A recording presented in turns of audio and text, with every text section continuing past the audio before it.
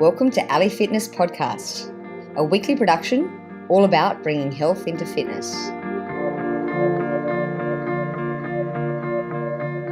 So today is a bit of a different episode. I'm excited to announce that this is the 100th episode of Ali Fitness Podcast. So I really wanted to take this opportunity to say a big thank you to all the regular listeners and the one-off listeners, and just sort of, I guess, give you a sense of where I've come from and where I'm heading. And so firstly, I want to say I very much appreciate every single one of you, and I'm here to serve you. So I want to know what you want to hear. So can you email me at ali@ali.fitness, no .com, just ali@ali.fitness, and tell me what topics you want me to discuss, who you want me to interview, and I will do my utmost, as long as I agree, to get those people on the show and to interview them. And in return for your hard work, I'm going to give you a shout out on the show. So I'd love to hear from you, love to hear what you want, and please email me. The other exciting announcement I have today is that I want to offer all the listeners 50% off my 28-day lifestyle liberation program. So today I'm going to share with you an episode where I get interviewed by Dr. Ross. And she's an amazing psychologist doctor who wanted to interview me about Ali Fitness and about my new company, Primal Health. And in that I go into detail about Primal Health and who we're helping. And I mentioned that we really target women. But to be honest, this program came out of Ali Fitness, and I've been serving a lot of athletes and a lot of demographics and basically Ali Fitness listeners for a fair while now. And I really feel that this program is going to help a lot of our listeners in a lot of different ways. So I call it a lifestyle liberation because it's all about lifestyle habits and changes. So it's very much about nutrition, and it's very much about exercise, but perhaps in a different way than you're exercising at the moment. And every day there's a 20-minute exercise program with me on video, and amongst many other things, which you'll find out more in the interview. So long story short, I'm offering 50% off just for Ali Fitness listeners for the month of March. And so the month of March is going to be for all Ali Fitness listeners. And I'm going to put the link for the code of 50% off in the show notes. And if that's all too confusing, just email me at ali@ali.fitness and I will look after you. So that pretty much sums up what I wanted to say. Once again, thank you so much for listening, and enjoy this interview all about me and where I've come from and where I'm heading, and can't wait to hear from you and who you want to get on the program. Thank you again. Hi, welcome to the Dr. Carolyn Coker-Ross Show. Today, my special guest is Ali Watts. Ali is currently based in Manhattan, New York, and she left the corporate world in Sydney, Australia to follow her passion. She loves helping people transform their bodies and minds through fitness and nutrition. Ali is a qualified personal trainer and yoga teacher, and she's also a qualified health coach through Primal Blueprint, and currently doing her master's in nutrition through an Australian university. She has over 10 years of experience in health, fitness, and yoga. And also in her spare time, she runs Primal Health at primalhealth.com, and also Ali Fitness at ali.fitness, personal training and podcast. And she's a partner in a gymnastics studio. She's really busy. It sounds like you're really busy, Ali. We didn't even talk about what I normally do, which is look after my 5-year-old daughter running around. Oh, that is a full-time job, isn't it? Just a correction there. It's actually primal.health. Yeah. Oh, sorry. Okay. No, that's okay. There's two websites. One is ali.fitness and then primal.health. Perfect. Okay. Awesome. So I wanted to start by just learning a little bit more about why you left corporate Australia And did you have a particular health problem of your own, or what was happening at that time? Yeah, good question. I mean, I guess we've all got health problems of some sort if we really look into it. But yeah, for me, it was more, I always sort of grew up thinking that you've just got to do whatever makes the most money. So I was very, very much financially driven. So long story short, I spent a long time in Japan and I had a fascination with Japanese, and I actually ended up doing a degree in Japanese and linguistics, and then an honours degree in linguistics. And I realised that working in Japan was great money, but then when I got back to Australia, that sort of field, that industry wasn't going to make me much money, and I thought, how can I make more?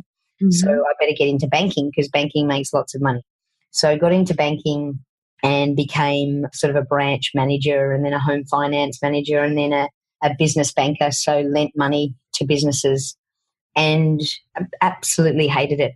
Felt like I was selling my soul to the corporate world, and I was quite good at what I did and so made a lot of money for the bank, but it just didn't satisfy my spirit in any way. And one day I realized that life was just too short. And obviously during that time I'd done lots of yoga retreats and became a yoga instructor and followed my passion sort of in the background.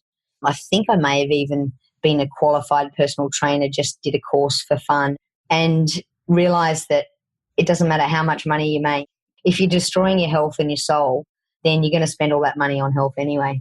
It's amazing because I think so many of us go down that road of thinking that if we just make a lot of money, it somehow in the end we'll be happy. And it really doesn't work that way. If you're making money doing what you love, that's where happiness comes. But it took me a long time to figure that out as well. And had followed some of the same pathways you have. But how did your health journey affect where you are today and your passion for helping other people, especially other women? Wow. I mean, that's a long story, but I guess firstly, it was all about getting fit and I loved exercise. I was always one of these people, grew up with two brothers and so loved soccer from an early age, ended up getting in the Australian team. And so I've always been very sporty. And then the journey sort of took me through this. If you can run that far, you must be able to run this far. And if you can do that, then you can do this. And there was just no end. And I loved it and I overdid it. And I overdid it so much that I just wasn't able to eat enough to train that hard. And so I ended up actually getting chronic fatigue in a very bad way. And then from there, obviously all sorts of things happened. And one of them was an addiction to exercise. I just couldn't stop exercising. And it's only fairly sort of recent over the last couple of years that I've really sort of confronted that. And I still am addicted to exercise to a certain extent, but just in a very different way. And during this journey, I guess I had a lot of things telling me, actually, you know what, exercise isn't the be all end all, one of which was a double hip operation structural issue that put me in a wheelchair for 8 months and 6 months on crutches and sort of gave me no opportunity to exercise and was probably one of the best things that could ever happen to me for two reasons.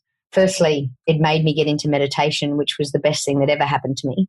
And then the second thing was I was really able to relate to other people. I was a yoga instructor and was always pretty flexible and couldn't really understand where other clients were coming from, the ones that weren't so flexible. And I had to start from scratch and learn how to be flexible again. And so Was that a humbling experience for you? It was totally humbling. Let me just ask you this real quick. It seems like you've always had sort of a driven personality, and listeners to my show know that I also suffered with chronic fatigue syndrome and fibromyalgia some years ago and was basically from the same thing, just driving myself into the ground.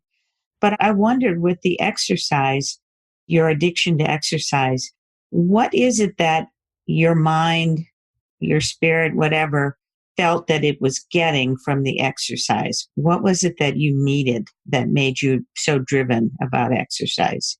Yeah, I think that may have changed over the time. So I think it could have been, in fact, you're the psychologist, you tell me.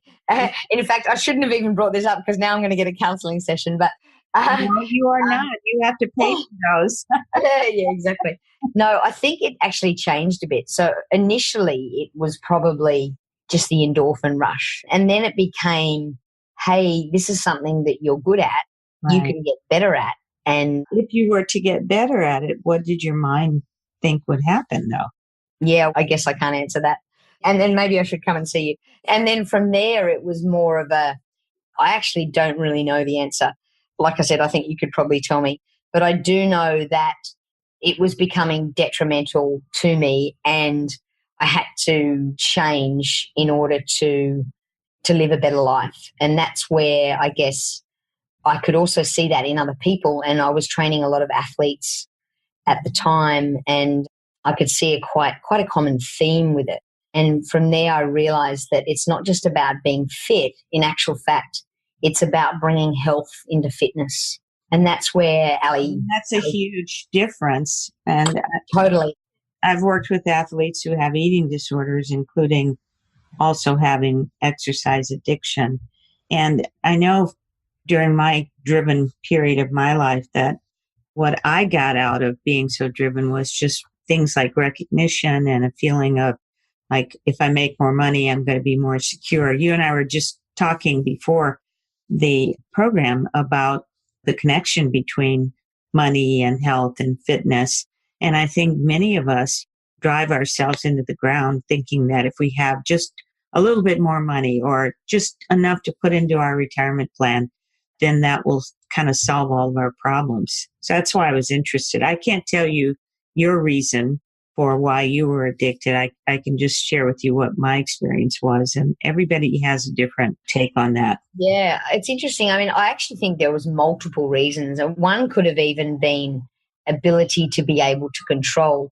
Being sort of a type A person, it's like having an eating disorder. And in fact, I think I had essentially like anorexia aerobia sort of disorder where it's something that's in your control. So I could control how much exercise I did and I can control food and I can control my body weight. And so I think there was multiple factors.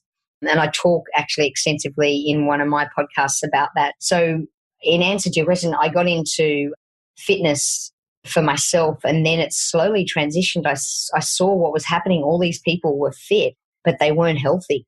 Mm-hmm. And so I started a podcast, which is all about bringing health into fitness. Let's stop and just make that distinction for our listeners. What does it mean when you say people were fit, but they weren't healthy? Well, so many people assume that if you're fit, then you're healthy. So what I would class as someone being fit is, or what people would class, if someone told you they did an Ironman race or a long triathlon or did CrossFit or something, you'd consider them fit, right? Correct, yeah. And you'd probably, maybe not you, but a lot of people would assume that they're healthy because they sort of think fit and healthy go hand in hand. Mm-hmm. So, I mean, Mike, the immediate question I have is like, how could you do a triathlon if you weren't healthy? How could your body physically do it? Well, quite easily, but I think the question would be, how could they do it in 30 years' time if they weren't healthy and they wouldn't be able to? So youth plays a role here. And just like anything, there are many people with anorexia nervosa who live to be in their 50s and 60s, and they are still able to function and have careers and even have children.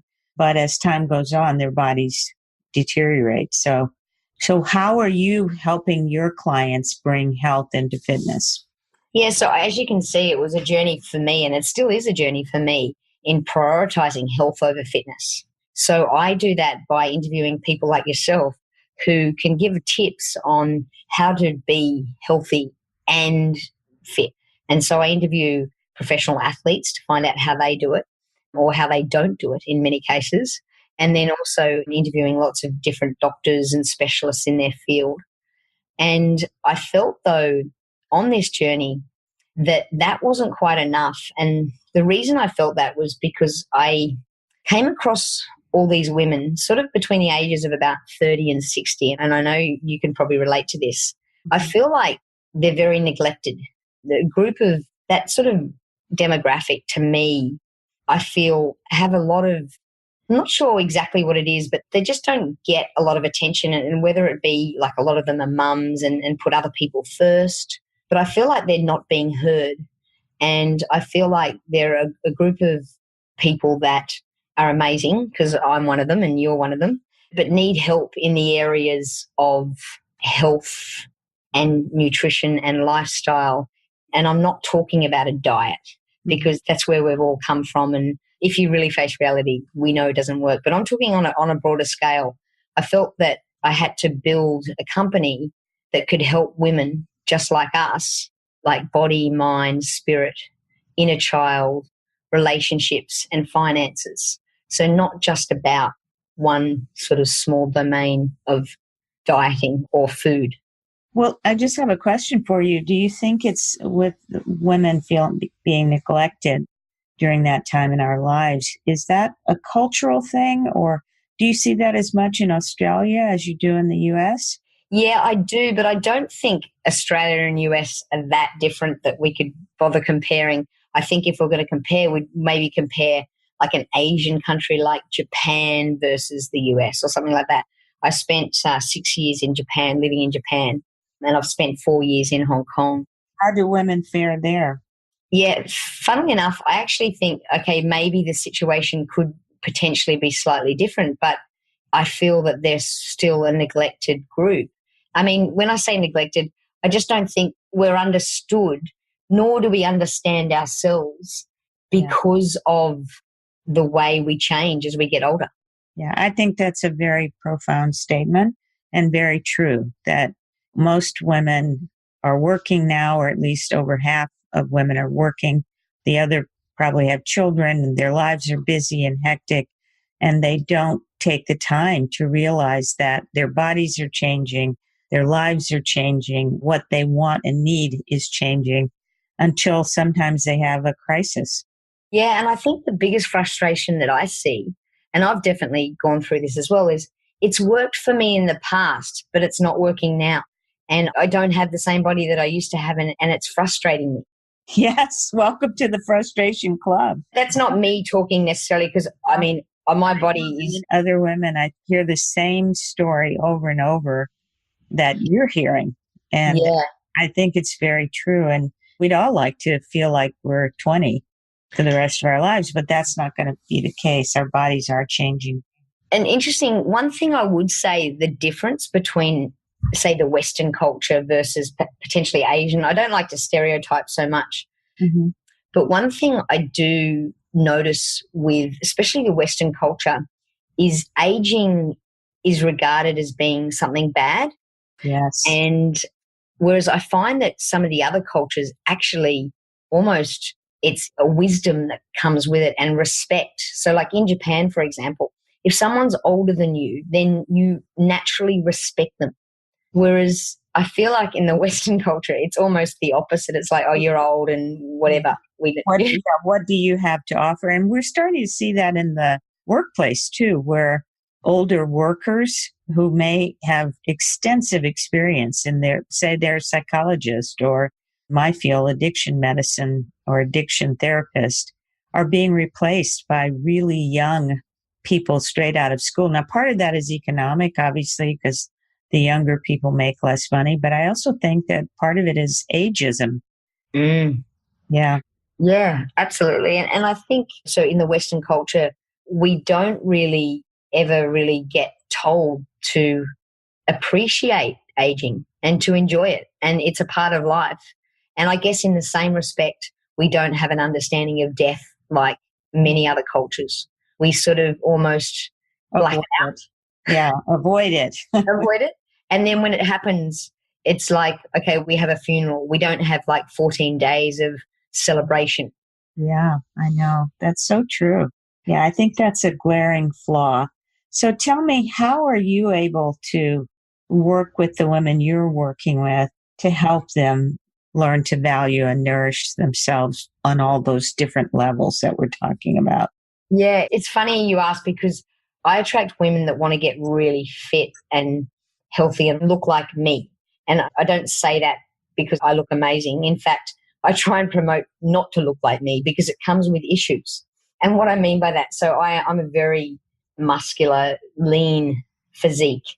Yeah. And because I do a lot of exercise and I'm CrossFit, so I'm fit across all different sort of areas. And that's because I like to be able to train lots of different people and have an understanding of lots of different fitness. But in terms of optimal health, that is not the answer. And so in a way, it's ironic. And I'm obviously aware of that and every day putting all these things in place that get me more healthy. And I feel like I'm definitely on that path. So I attract those people, and those people often need to concentrate on other areas because they're also attracted to just this body thing rather than all the other areas that they need to be concentrating on. But what I found is that I'm just one experience, and what I've gone through is not enough to be able to help the women that I want to help. And so over the last couple of years, I've spent time designing a program that I believe is good. And more holistic than just fitness. Much more holistic. And in the meantime, I've got a group of women, and it's funny how they've all come to me, who are also just like us within those ages. And so I have different coaches in different decades, basically, to be able with, incidentally, and as you know, just as you came into this area because of your own issues, they've got these amazing experiences that they've all had. And together, we're able to help women because we're coming from not just my experience, but from all of the other coaches' experiences together to be able to help any situation, any women. Between us all, we can cover anything that could possibly have happened to you. And you know what? That's a uniquely feminine approach anyway, to work in a team. And I think women do respond to that. And I just think it's wonderful. So you're talking about Primal.Health. Yeah, so Ali Fitness is a very different business. So Primal.Health is the business now that I'm really concentrating on because these are the women I want to help. And I've got this amazing group of women health coaches who just had these unbelievable experiences and also really want to help women, but they don't want to worry about building a business, and they just want to coach because they want to help women. That's wonderful. Yeah. So I know that you have been on your own personal journey for a while. You mentioned that you responded very well to meditation and being able to put yourself in other people's shoes, for example. So what did meditation do for you that helped turn your journey around? Well, I should just clarify that I am far, far, far away from, I don't like to say mastering meditation, but well, that's for everyone. Even the monks would say that. well, to me, meditation is a practice. Yeah. And I came into meditation with the same approach that I came into yoga, which is different to how I approach sport and any other type of fitness. And that is, I actually don't care about the results. So I had to make that really clear from the start. And funnily enough, I can probably do most yoga poses out there, but not because I had to get a yoga pose down pat. In actual fact, it was quite the opposite. I had no desire. And with my meditation, that's the approach that I have to take, because I would be like probably one of the best examples of the worst meditators in the world in terms of my ADHD, if you want to label it that, or whatever else I'm sure I could be labeled. If I was a kid these days, back in my day, they didn't label, thank God. Otherwise, I'd definitely think I had ADHD. So like I said, meditation for me is a journey, but it doesn't matter what result I get. How does that free you though, Ali? Well, it's amazing because it's like, no matter what I do, if they're for 10 minutes and all I do is think about what I need to go and cook tonight, I don't care because I did my practice. And that's the only sort of measurement that I have, is that I just have to practice it. And I think that's really a key, particularly to meditation, is to not judge yourself or think you're not doing it right. And so many people stop meditating because they feel like, oh, I know I'm not doing it right. I'm not doing it long enough. I'm not doing it frequently enough. and there's so much judgment involved. I think there's just an enormous amount of freedom to do something just because it's your practice. Mm. And that became apparent to me when, I thought one day, I don't think that was very productive. I just sat there and all I thought about was this and this and this. But then I thought about it and I thought, actually, I feel really calm. And I'm like, actually, it works. It doesn't matter. You just have to practice it and it works. Yeah. And it amazes me because so many people say, oh, yeah, I tried meditation, didn't work. Mm-hmm. And I'm like, you tried? Probably once. Yeah. And it's like, well, when you first started trying, let's say, for example, whatever they do, let's be CrossFit, how did you go first week? Did you I'm sure you didn't go too well. So it's like anything, practice, practice, practice. That's right. Yeah. Well, I know you generously are offering a free giveaway to my listeners. Can you tell us about that? Yeah, absolutely. So Primal Health, as I mentioned, so we run a 28-day program, and obviously we do personal one-on-one stuff after that. But the program is all about not just diet, not just nutrition, not just fitness, but it's a combination of, we look at like the body, which obviously is movement as well as exercise, as well as the environment and everything else. And then we look at the mind. What are you letting into your mind and what are you telling yourself? And then the spirit, and then the inner child, like bringing that inner child out. And we look at relationships because obviously that affects your health. And then finally, finances, because even though at the start I did sort of downplay finances, finances do give you freedom. And so finances are important. So we look at all of those things. And I wanted to give you something out of our program that would help your audience. And I guess our biggest motto really is just to slow down and to nourish yourself. And so I've built a fitness program which I believe is absolutely the best for our demographic. And I guess that demographic being women who don't necessarily love exercise, and maybe they do, but want to do the minimal effective dose.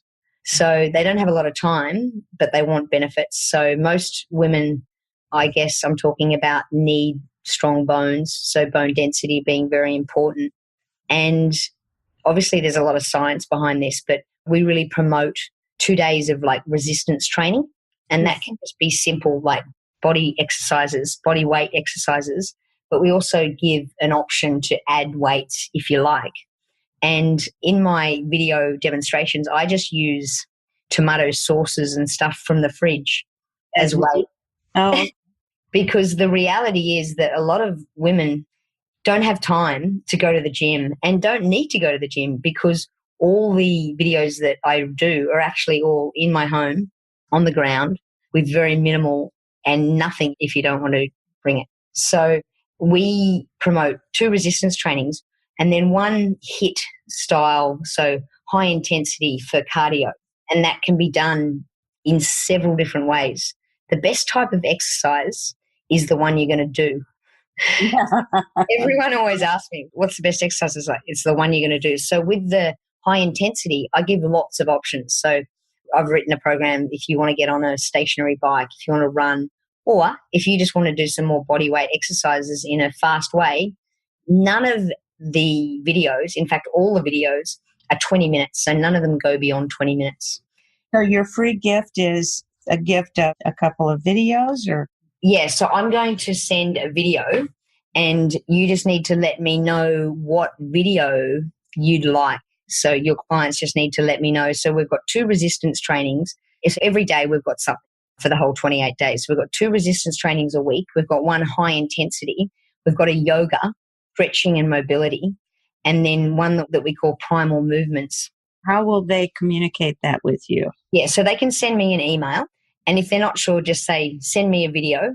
And all they need to do in the email is put Dr. Ross and then please send me a video. And if they would like to say which one, they can say which one. So, for example, they might say yoga, they might say stretching, they might say high intensity, or they might say resistance training or primal movements.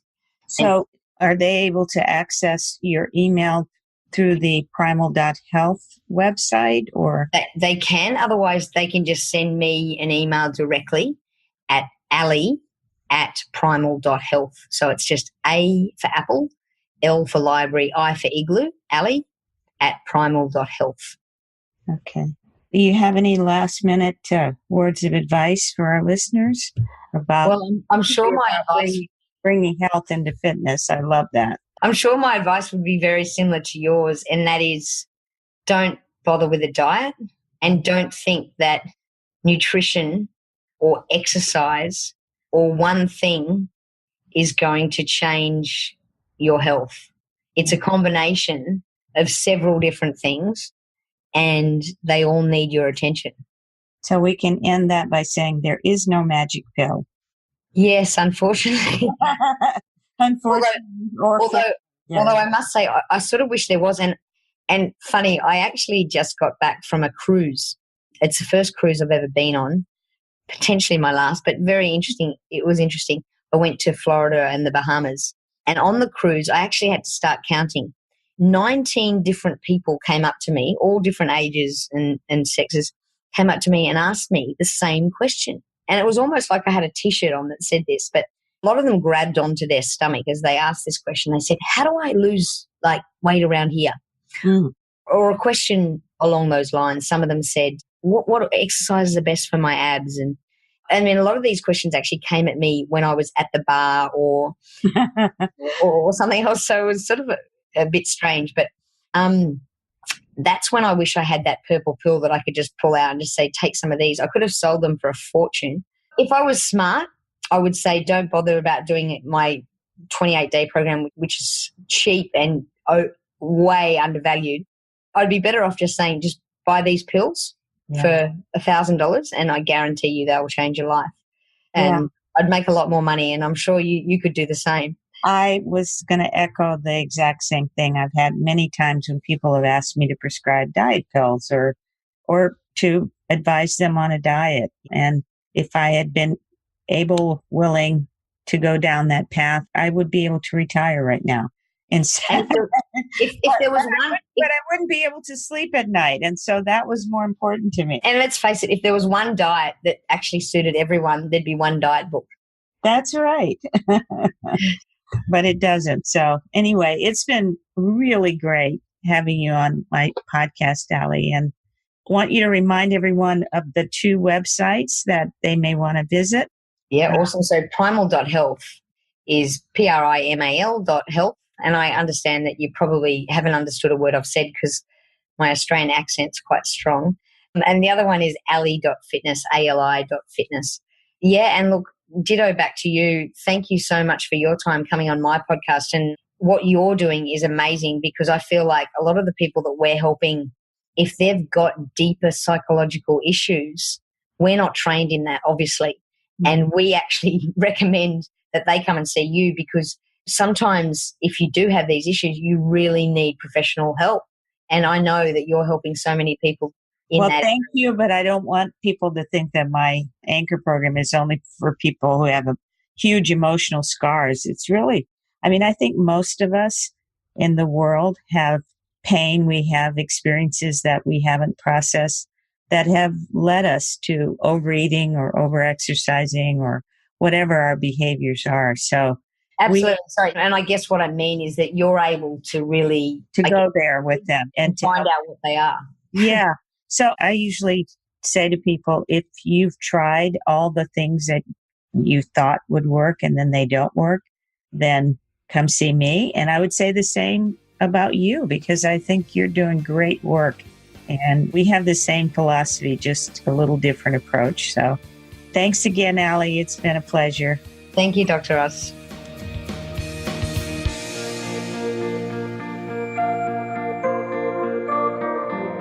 For all the resources and show notes from today's episode, please go to www.ali.fitness. If you liked today's episode, please show your appreciation by going to iTunes, give us a 5-star review and subscribe.